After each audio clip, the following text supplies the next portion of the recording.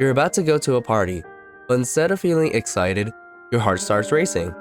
Your stomach feels sick, and your mind goes blank. Eye contact is extremely difficult to make. Your mind becomes full of wordy thoughts like, what if they don't like me? What if I say something dumb? This is what it could feel like when someone has social anxiety disorder. Social anxiety disorder is more than just about being shy or nervous. Those affected by this disorder feel a deep, overwhelming fear of being negatively judged by others in social situations. Social anxiety disorder involves strong feelings, including but not limited to fear of being judged by others, a need to avoid any situation that involves socializing, and uncontrollability over feelings of humiliation, rejection, and embarrassment. But these are symptoms that occasionally come and go, and may be dependent on the person or environment they are in. The classification for having social anxiety disorder is the time frame of these symptoms, specifically at least 6 months or more. On top of this, physical symptoms can arise including heightened heart rate, muscle tensions, dizziness or lightheadedness, upset stomach, and the feeling that your mind has gone blank.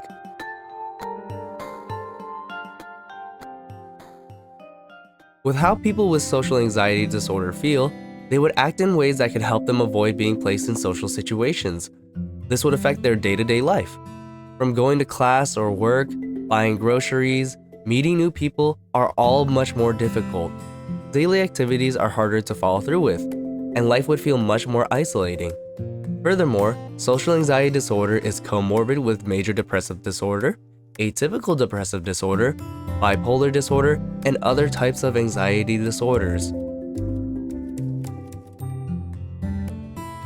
There is not a surefire way of understanding where this disorder comes from, but there is a great reason to believe that it's a learned behavior from our environment, passed down through our genetics, or our brain structure, the amygdala, failing to control the fear responses in social situations. All of these are valid beliefs into the causes of social anxiety disorder. A couple of risk factors involve family history, negative experiences during childhood like bullying, rejection, or humiliation, new social or work demands, temperament, or having an appearance or condition that draws attention. All of these involve negative social experiences which could further lead to the development of social anxiety disorder. What can you do if you have social anxiety disorder?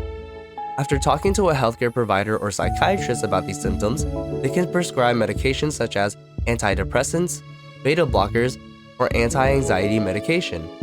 Antidepressants are usually used to treat depression, but can also help with the symptoms of social anxiety disorder. Beta blockers help control the physical symptoms as well, such as increased heart rate, sweating, and tremors. Anti-anxiety medication, most commonly known as benzodiazepines, are the most powerful and begin working right away to reduce anxious feelings. Each of these do have their handful of negative side effects, so be wary of usage and ensure proper regulation over them. More importantly, medication should be paired with some form of support, either social or through cognitive behavioral therapy. Cognitive behavioral therapy is a type of psychotherapy that involves talking with a licensed professional. It is the most well-known strategy to handle mental disorders. There are several core principles that are used to change the thinking patterns with patients. These principles are: problems are based on faulty and unhelpful ways of thinking and on learned patterns that are unhelpful behaviors. People are capable of learning better coping strategies.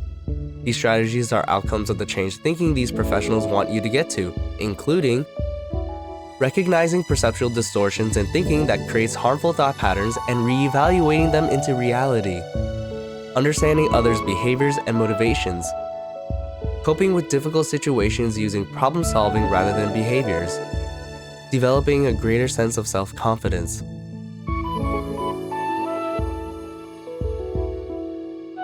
So what's the takeaway? Well, social anxiety disorder is more than the occasional avoidance of social situations, but a persistent harboring feeling of fear from it over a long period of time. About 40 million people in the US, 13% of the population, are diagnosed with social anxiety disorder. It is okay to be anxious or nervous, but help is always available through friends, family, and psychiatry, especially once it starts to affect your daily life. There are many people who have social anxiety disorder and many people who are willing to aid those who have it.